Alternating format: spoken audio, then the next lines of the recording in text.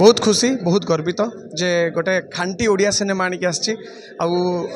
रज भाया गोटे सुंदर समय रे यही भाया गोटे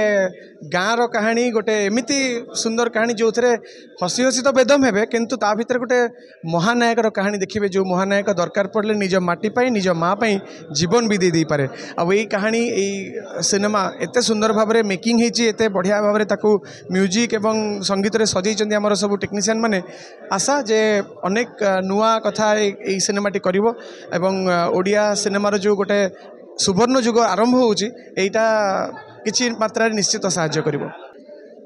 गोटे 113 वर्ष तलर कहानी को 2025 रे करिवा पई आमे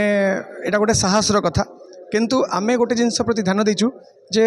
कहानी जदिओ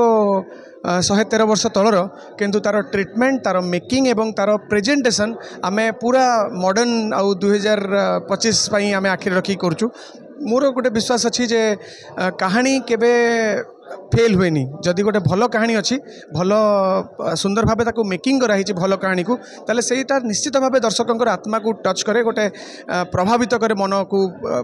मन भितर पशि जाए जमी पुष्करा पुष्करा मध्य गोटे पुराणा कहानी को आम नुआ ढांचार देइथिलु और सक्सेसफुल होता तो ताठू अधिका मनोरंजन अच्छी यही सिनेमा तो कौट ना कौटी मोर विश्वास अच्छी जे ओडिशा रे ओडिशा बाहर अनेक जगह सिनेमा रिलीज होती सबुठी बहुत भल चलो।